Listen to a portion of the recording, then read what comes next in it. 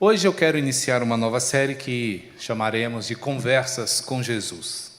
São alguns diálogos que Jesus traça com algumas pessoas e o que esses diálogos podem nos ensinar. A perspectiva é que eu e você nos reconheçamos em cada um desses diálogos. E como se estivéssemos ali com o Mestre, nós aprendamos com Ele, por meio do registro que a Sua palavra nos dá na caminhada do que nos dizem os Evangelhos. Hoje eu quero ler com os irmãos um trecho do Evangelho de João, capítulo 5. Nós vamos ler inicialmente os versos de 5 a 8 dessa passagem, a qual nos trará as reflexões para a noite de hoje. Evangelho de João, capítulo 5, versos de 5 a 8. Assim assentados como os irmãos estão, porém com toda a reverência, acompanhem comigo a palavra que temos diante de nós. O texto nos diz assim, de João 5, versos de 5 a 8. Todos encontraram? Sim ou não? Então leiamos juntos. Estava ali um homem enfermo havia 38 anos. Jesus, vendo-o deitado e sabendo que estava assim há muito tempo, perguntou-lhe: queres ser curado? Respondeu-lhe o enfermo: Senhor, não tenho ninguém que me ponha no tanque quando a água é agitada, pois quando eu vou, desce outro antes de mim. Então lhe disse Jesus: levanta-te, toma o teu leito e anda. Bendito o Senhor, fala ao nosso coração nessa oportunidade. Como ouvimos, ó Pai, ao longo desse culto, só Tu, de fato, tens as palavras de vida eterna. É, portanto, ó Deus, por meio daquilo que nos dizes, que vivemos.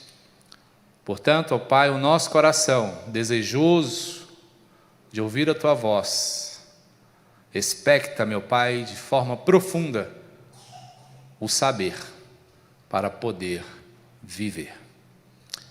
Pedimos ao Ti, ó Deus, esta graça em nome e por amor de Cristo Jesus. Amém. Concorrendo a uma vaga de emprego, alguns homens estavam assentados numa sala de espera, aguardando o chamamento, um após o outro, para que pudessem ser entrevistados, com a finalidade de preencher uma vaga disponível em determinada empresa. Enquanto eles aguardavam, estavam ali conversando uns com os outros, compartilhando suas necessidades, dificuldades, desafios, coisa comum, conversas que normalmente nós traçamos, nas filas da vida. E no meio dessa conversa, desse entretenimento que eles estavam ali, eles não perceberam que uma voz, começou a falar num determinado alto-falante, numa caixa que havia ali. Acharam eles que era uma coisa normal da empresa e, não obstante aquele som diferente tivesse chamado a atenção deles por alguns instantes, eles voltaram às suas conversas e continuaram. Quando perceberam que um dos candidatos, de repente, levanta-se, entra na sala, fecha a porta. E todos ficaram assim, como é que ele entra assim? Ninguém chamou, furou a fila, passou na vez de todo mundo, e logo ele voltou, feliz, alegre, dizendo: consegui, estou empregado. E os outros perguntaram: como assim? Você furou a fila, você entrou lá correndo e sai desse jeito? Como foi que você conseguiu? Aí ele disse: olha, vocês estavam tão ocupados conversando que não perceberam a mensagem do gerente.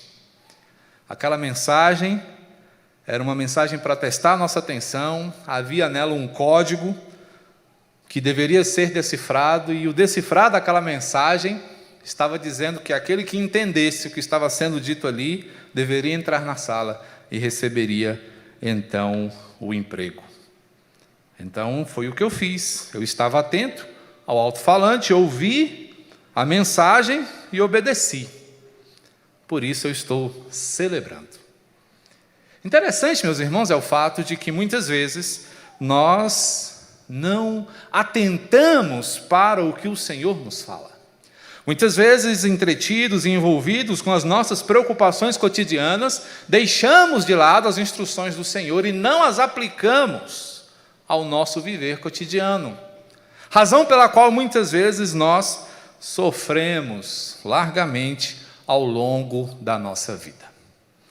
É interessante que aqui nós temos um trecho de um diálogo que o Senhor desenvolve com um determinado homem. Um homem que estava sofrendo, um homem que estava doente, um homem que estava à espera de um milagre. Parece nome de filme, né? Mas, na verdade, é a novela da vida de um homem que há quase 40 anos padecia de uma enfermidade. Jesus havia acabado de chegar em Jerusalém. Era uma oportunidade de festa. A cidade estava cheia. Mas Jesus não fora para lá com esse objetivo. Ao contrário, Jesus vai por uma outra parte da cidade e ele chega a um lugar onde havia um determinado tanque, perto ali do templo, de um lado onde havia uma porta chamada Porta das Ovelhas, e perto daquela porta existia um tanque chamado, em hebraico, de Betesda, conforme consta aí no verso 2. A significação desse nome é bem diversa. Alguns a chamam de casa de misericórdia, outros casa de graça, outros ainda fazem uma referência de fato aos tanques que haviam ali, como sendo um lugar para se acumular água. Mas gosto dessa ideia de casa de misericórdia, porque na verdade o tanque de Betesda era como se fosse um hospital a céu aberto. Existia ali uma crença de que de tempos em tempos um anjo descia para agitar aquelas águas e aqueles que tivessem a oportunidade de mergulhar na água, logo que ela fosse agitada, seria curado do que fosse. E aquele tanque ele era construído de forma a que os seus degraus iam sendo organizados até a beira da água. E esses degraus eram como leitos, estavam cheios de gentes com as mais diversas enfermidades, pessoas com os mais diversos problemas, todos aguardando ansiosamente a visita do tal anjo que iria agitar aquelas águas e promover então a cura para aquele que fosse o mais rápido, que fosse o mais esperto e pudesse então chegar ali. Jesus olha para aquela situação, ele se aproxima, é como se ele estivesse fazendo a visita a um hospital, é como se ele estivesse adentrando um lugar onde as pessoas sofrem. E Jesus destaca ali a presença de um homem, e esse homem está há 38 anos padecendo de uma enfermidade. Um homem que padecia de paralisia, um homem que tinha dificuldades para se locomover. Por aí nós já podemos entender que aquele homem deveria praticamente morar ali no tanque. Longe de casa, ele estava ali buscando a chance de poder resolver o seu problema, de resolver o seu mal. E Jesus então se aproxima e começa a conversar com ele. Interessante que o texto vai nos mostrar que Jesus, quando chega perto dele, faz uma pergunta direta: você quer ser curado? Parece uma pergunta desnecessária, porque óbvio que todos os que estavam na beira do tanque de Betesda tinham esse propósito. Eles queriam de fato ser curados. Mas Jesus faz essa pergunta para mostrar àquele homem quais eram as suas reais motivações, quais eram os seus reais problemas. Se você chegar no hospital, você vai realmente perguntar para alguém ali se ele quer ser curado? E a resposta é óbvia. Quero, mas o médico não me atende. A fila está grande demais, estou aqui desde cedo. Não é? Quantos de nós já não tiveram esse tipo de diálogo na fila do hospital? Quando é que eu vou ser atendido? Quando é que eu vou me ver livre desse problema? Então Jesus faz uma pergunta aparentemente desnecessária, mas à medida que o Senhor faz essa pergunta, ele vai mostrando àquele homem e a nós algumas questões que eu gostaria de apresentar aos queridos, e espero de forma muito sucinta, mas queria aqui incentivar você, a cada um de nós, a conversarmos com Jesus sobre a nossa dor. Converse com Jesus acerca do que te faz sofrer. Converse com Jesus acerca daquilo que te causa dor. Converse com Jesus acerca daquilo que fustiga a sua alma. E a primeira razão pela qual eu e você devemos fazer isso é porque Jesus conhece a situação. Observe o que nos diz aqui o verso 6. Jesus, vendo-o deitado e sabendo que estava assim há muito tempo, perguntou-lhe: queres ser curado? Interessante é o fato que Jesus chega naquele exato momento. Jesus havia acabado de chegar em Jerusalém. E Jesus olha para aquele homem e já sabe o seu histórico.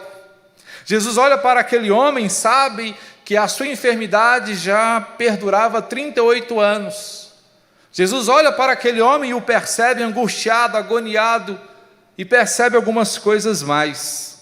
Mas o fato é que Jesus distingue aquele homem no meio da multidão.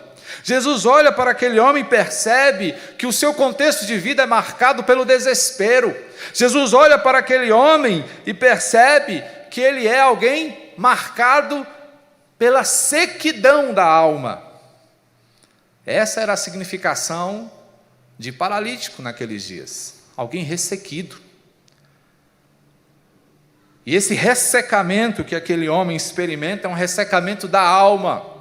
É alguém que traz na sua trajetória traumas, amarguras, dificuldades, bloqueios, uma série de problemas que contribuem para que o seu estado seja aquele.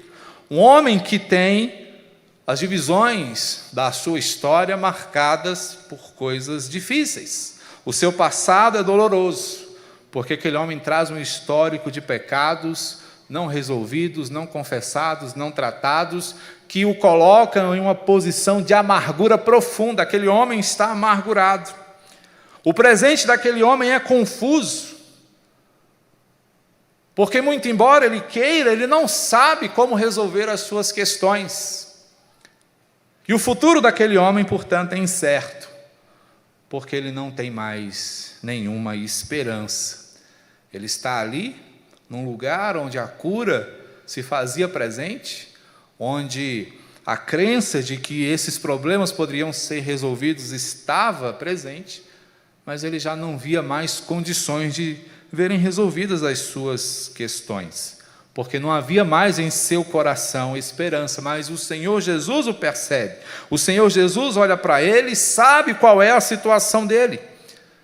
O que isso mostra para nós é que Jesus sabe o que se passa comigo e com você, meu irmão e minha irmã.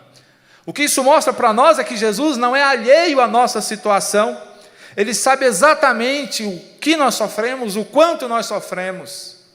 Mas uma coisa que talvez não passe no seu coração e que talvez eu também esqueça muitas vezes, é que Jesus não apenas sabe o que passamos, mas Ele sabe por que nós passamos o que passamos. Jesus sabe a razão do nosso sofrimento. Jesus sabe o porquê das nossas dores. E é isso que Jesus vem resolver. É isso que Jesus vem tratar quando Ele nos chama para uma conversa, quando Ele nos convida a um diálogo, quando Ele então nos desperta para a necessidade de falarmos sobre coisas que nós deixamos nas gavetas escuras do nosso coração. Jesus vem para remexer nessas coisas. Jesus vem para revirar o arquivo secreto da nossa vida. Jesus vem para abalar nossas estruturas, porque Ele conhece a situação e sabe que nossas situações precisam ser resolvidas. Portanto, converse com Jesus sobre a sua dor e saiba que Ele conhece perfeitamente qual é a tua situação.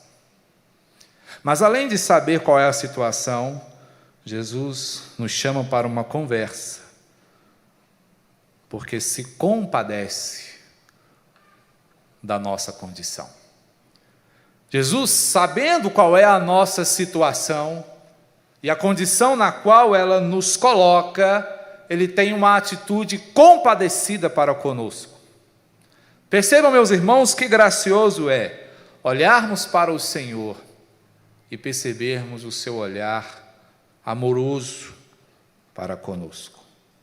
O verso 6 diz que Jesus olha para aquele homem e o vê deitado, sabendo o que estava assim há muito tempo, perguntou-lhe: queres ser curado? Essa pergunta de Jesus nos mostra a sensibilidade do Mestre. Como eu disse, é uma pergunta óbvia, mas é uma pergunta que tem como objetivo nos fazer entender algumas coisas. Jesus se compadece daquele homem porque ele está cronicamente doente há 38 anos. O mal daquele homem era incurável, porque ele já estava ali dependendo de um milagre, o que nos mostra que tratamentos, ungüentos, remédios não estavam mais surtindo efeito. O seu mal era cada vez mais permanente. Havia um outro problema naquele homem, porque ele também padecia de enfermidades sociais. O verso 7 vai nos mostrar que ele era um homem solitário. Esse homem solitário recebe a mais ilustre visita que alguém poderia receber. Ele recebe a visita do próprio Jesus, no momento em que ele encontra-se sem forças, no momento em que ele encontra-se sozinho, sem ninguém. Não há relatos aqui de presença familiar, de presença de amigos. Aquele homem não tem ninguém por ele. Ele está sozinho no leito do seu hospital, esperando que alguém pelo menos o empurre para dentro das águas, para que ele tenha uma chance de se levantar dali. E quem aparece é Jesus. Um outro problema daquele homem, que ele, além de ser um homem sem amigos, sem família, é um homem sem sonhos. As perguntas que Jesus vai fazendo para ele vão mostrando para nós. Mas com isso, nós aprendemos uma outra coisa muito interessante aqui, é que Jesus observa o sofrimento daquele homem, e não apenas observa, mas se importa. A importância que Jesus dá ao nosso sofrimento, meus irmãos, é tamanha, que ele entra nesse momento de dor para intervir, para nos mostrar por onde nós precisamos caminhar para que essas situações sejam resolvidas. Percebam como é interessante a perspectiva de compaixão do Senhor, porque Ele sabe há quanto tempo o sofrimento está instalado, Ele sabe também por que o sofrimento está instalado, mas o Senhor está ali para dizer: eu me compadeço de você. E compadecer é mais que ter dó. Ter dó é algo até bonito, mas fica por aí. Você sai com o coração doendo, mas muitas vezes você sai consciente de que não pode fazer nada.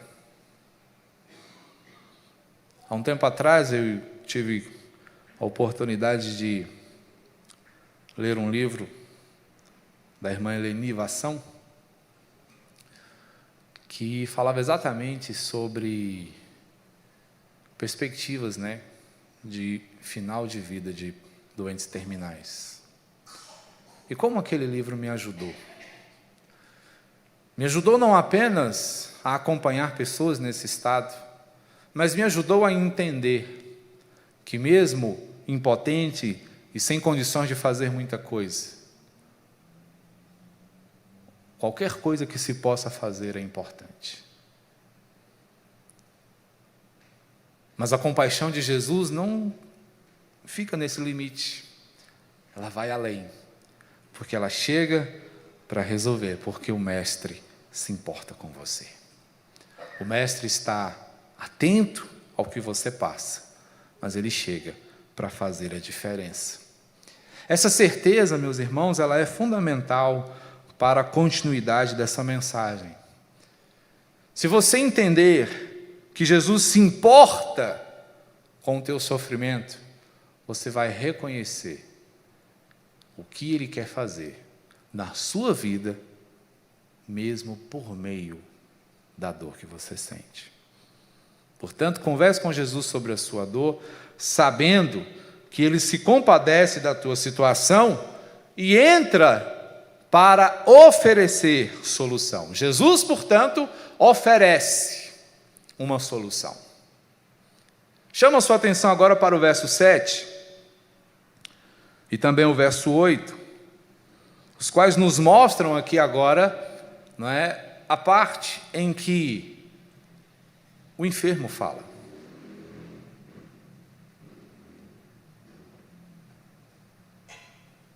Percebemos que até agora Jesus é quem está falando. Ele chega, observa, puxa, você está aí há muito tempo, e vem cá, você quer ser curado? A resposta daquele homem é muito interessante. Queria até que, se puder aí, Manuel, coloca para a gente. O verso 7 diz aqui: respondeu-lhe o enfermo: Senhor, não tenho ninguém que me ponha no tanque quando a água é agitada, pois enquanto eu vou, outro desce antes de mim. Olha só, como é interessante essa conversa de Jesus com esse enfermo. Ele está no hospital e Jesus pergunta: vem cá, você quer ser curado?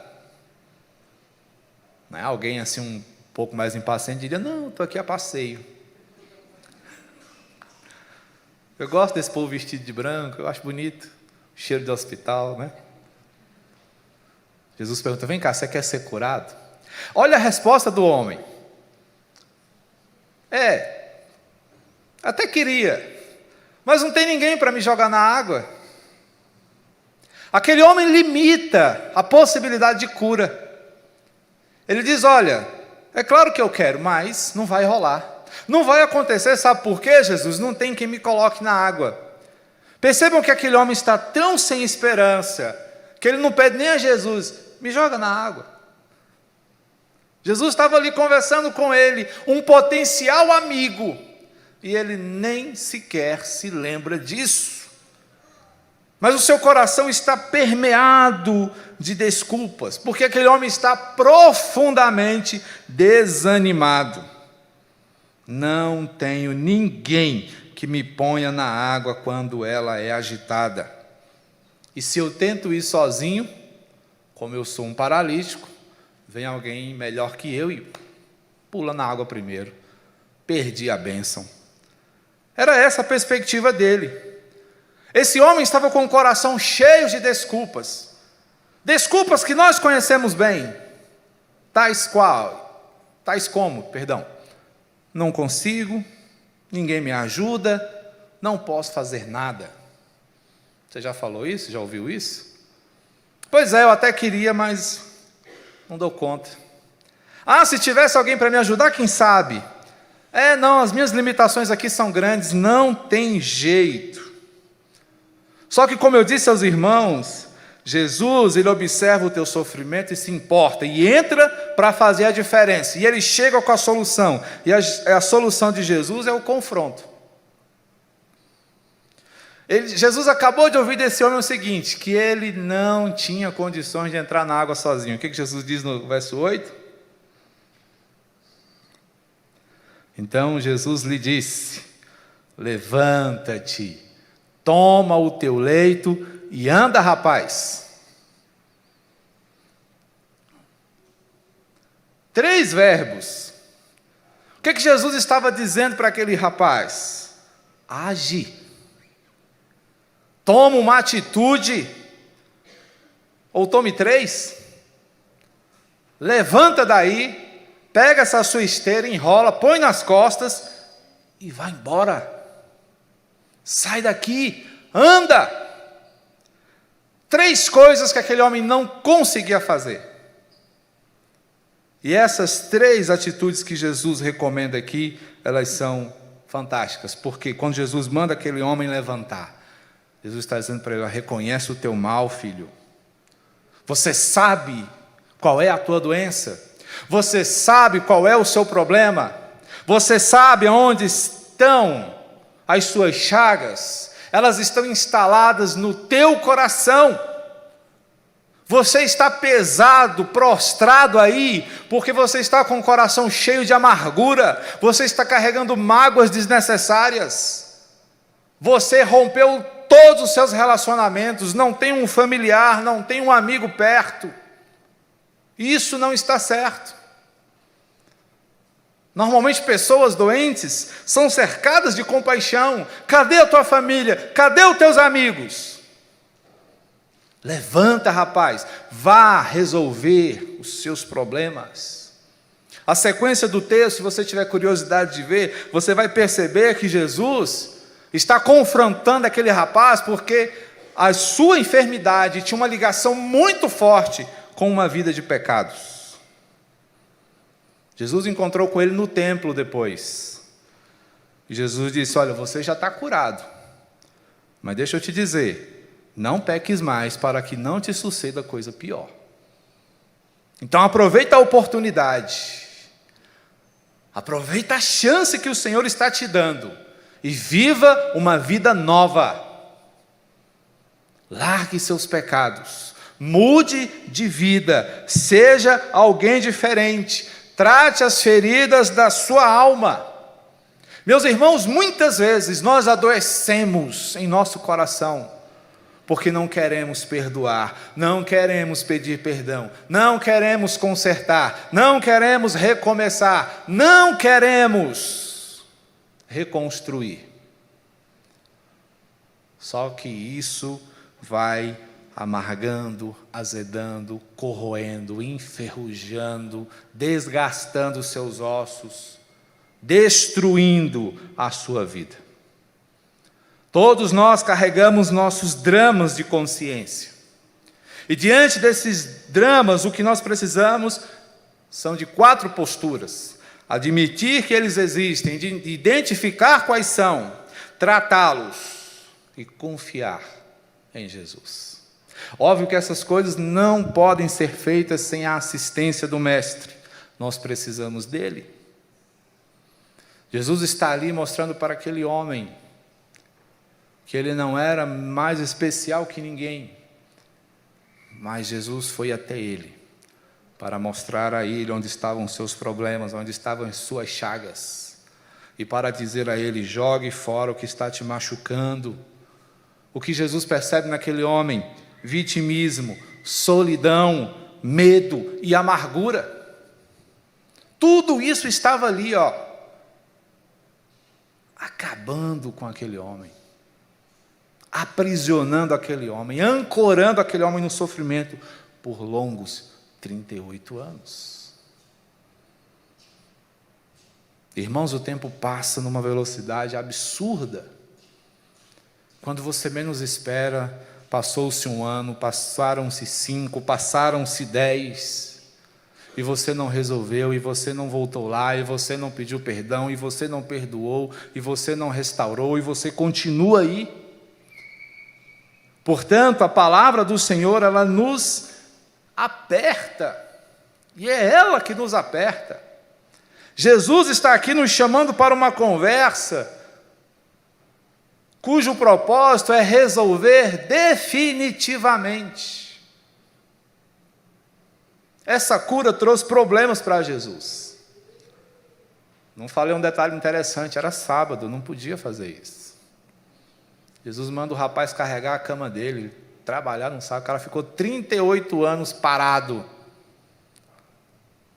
Fariseu pisando nele para lá e para cá, escriba olhando para ele de um lado para o outro, ninguém fez nada por ele. O dia que ele levanta, o dia que ele está andando, o dia que ele está ereto, o dia que ele está normal, carregando a cama que fora a sua companheira por 38 anos, ao invés de celebrarem, ao invés de se alegrarem, fulano levantou.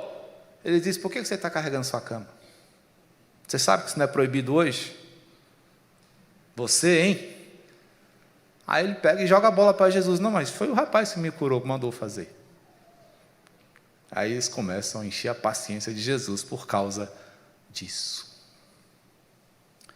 Olha só, meus irmãos, como a religiosidade é uma desgraça na nossa vida. Porque ela desconsidera o milagre. Ela desconsidera a bênção. Por causa dos seus modos, por causa das suas tradições. A bênção estava ali, o milagre estava ali. Um homem semi-morto estava com a oportunidade de vida nas mãos. Mas isso não alegrou os religiosos da época. A religião também tem nos matado hoje em dia. Porque por conta dela nós temos cancelado pessoas, por conta dela nós temos adoecido nossos corações e não percebido o que Jesus está fazendo, e o que Ele quer fazer, e o que Ele faria se fôssemos mais unidos, se fôssemos mais irmãos, se fôssemos mais juntos. Portanto, ao conversar com Jesus, aquele homem foi confrontado sobre os seus problemas. Ele não estava doente porque não tinha alguém que o colocasse no tanque. Ele não estava doente porque era um solitário, ele estava doente porque havia rompido com muitas pessoas.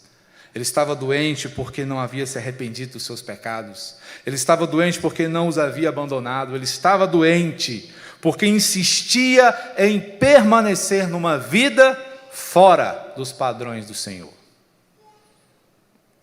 E é isso, meus irmãos, que tem adoecido o povo de Deus, mundo afora. É isso, meus irmãos, que tem nos colocado como pessoas infrutíferas. É isso que muitas vezes tem feito de nós crentes tão tímidos. Porque não temos nos apercebido das confrontações do Senhor, que nos chama a uma vida nova, que nos chama a um conserto. E nos esquecemos de que Ele conhece nossa situação, de que Ele se compadece da nossa condição, mas que Ele, somente Ele, oferece a real solução. Converse com Jesus sobre a tua dor. Não guarde para você. Fale para Ele. Diga onde dói. Diga o que pesa. Fale. E confie, porque o Senhor há de te ajudar. Você quer ser curado? Saiba que há um caminho a ser percorrido. Ainda que o medo, o ressentimento e a amargura te paralisem, levanta. Levanta. Que o Senhor te abençoe. Que Ele mesmo restaure os nossos corações feridos. Vamos orar? Bendito Senhor e Salvador. Muito obrigado, Pai. Nós louvamos o Teu nome. E reconhecemos, ó Deus, a nossa dependência e a grandeza do Teu poder. Ajuda-nos a sermos melhores, mais firmes, mais sãos. Sabendo, ó Deus, que esta sanidade vem unicamente de Ti, a qual também nos faz santos. E essa santidade queremos ofertar ao Senhor. Obrigado, meu Deus, por essas conversas que o Senhor trava conosco. Tenha de nós, ó Pai, misericórdia e nos ajuda em nome e por amor de Ti mesmo. Amém.